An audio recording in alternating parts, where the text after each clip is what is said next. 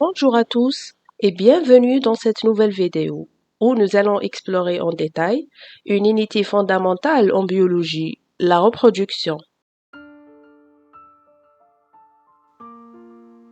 Pour bien saisir les mécanismes qui régissent la perpétuation des êtres vivants, il est crucial de commencer tout d'abord par définir ce qu'est la reproduction.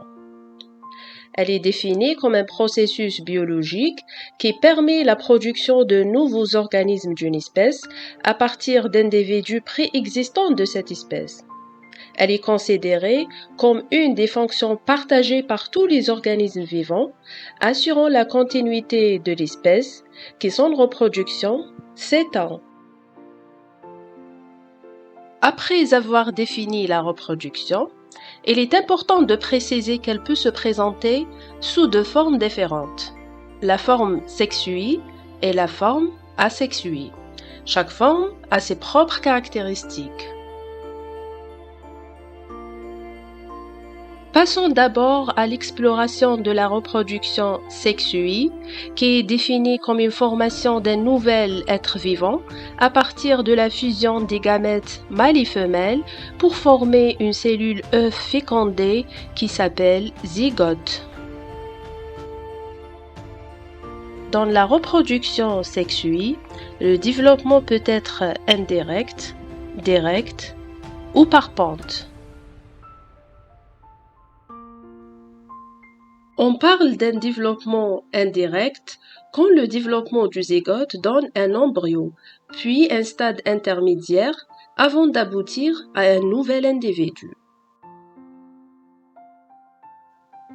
Parmi les animaux ayant un développement indirect, je cite les moustiques et les grenouilles qui passent par un stade larvaire avant de devenir des adultes.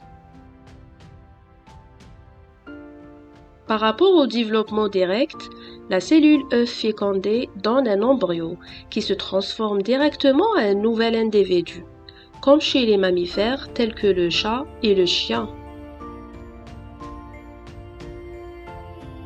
En ce qui concerne le développement par pente, certains animaux pondent des œufs. Ces derniers éclosent et donnent naissance à de nouveaux individus, comme les poissons et les oiseaux. Il convient de préciser que la reproduction peut se dérouler de manière externe ou interne, selon le lieu où se produit la fécondation. Elle est externe quand elle se fait en dehors de l'organisme, généralement dans le milieu aquatique, alors qu'elle est dite interne quand elle se passe à l'intérieur de l'organisme, dans les organes reproducteurs des femelles. Comme remarque, il n'y a généralement qu'un seul accouplement au début de la vie de l'adulte. Le sperme étant stocké dans les spermathèques de la femelle où il est conservé tout au long de sa vie. Maintenant, tournons notre attention vers les types d'organismes vivants. Ils peuvent être ovipares, vivipares ou bien ovovivipares. Chez les ovipares, la cellule œuf est émise dans le milieu extérieur et le développement de l'embryo se fait dans un œuf. La nutrition de l'embryo est assurée par des réserves stockées au préalable dans la cellule œuf. Par exemple, dans l'œuf de poule, le jaune est la cellule œuf gorgée de réserves nutritives. Chez les vivipares, l'œuf se développe complètement à l'intérieur de l'utérus maternel, de sorte qu'à la naissance, le petit apparaît formé.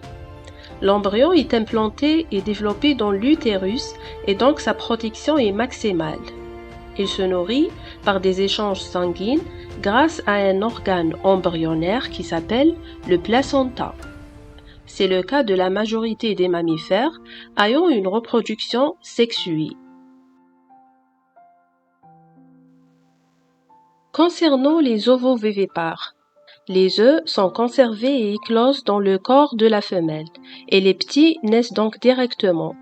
L'embryo puise dans les réserves nutritives initialement stockées dans la cellule œuf et n'entretient aucun échange avec l'organisme maternel. On cite comme exemple quelques poissons comme les gupées et certains reptiles comme les vipères qui pratiquent ce mode reproductif. Maintenant que nous avons exploré les différents types d'organismes, explorons ensemble les modalités de la reproduction sexuée.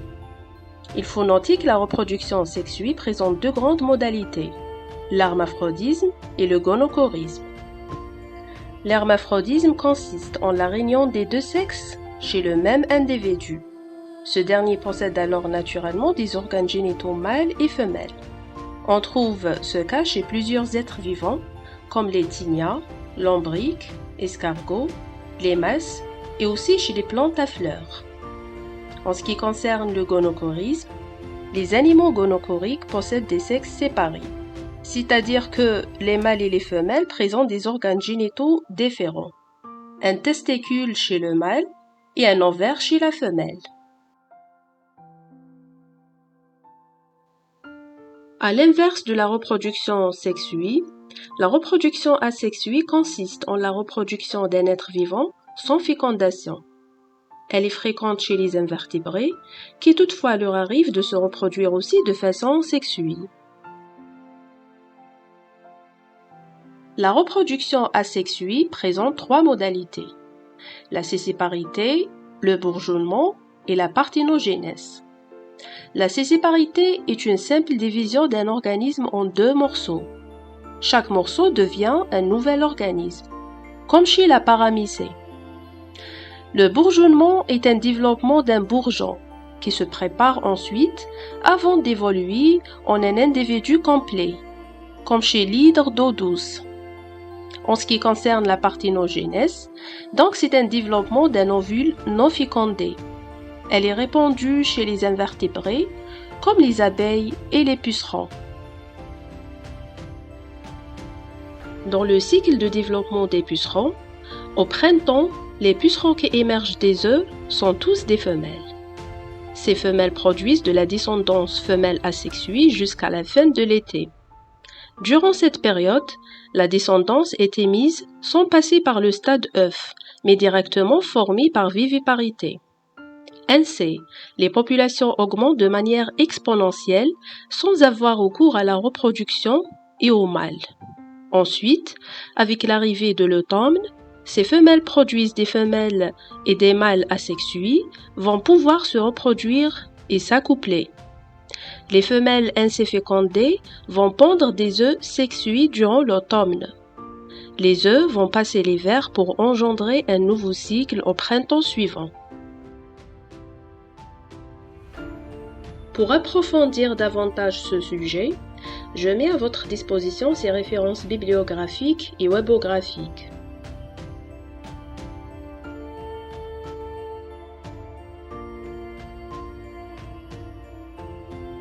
Nous arrivons à la fin de cette vidéo.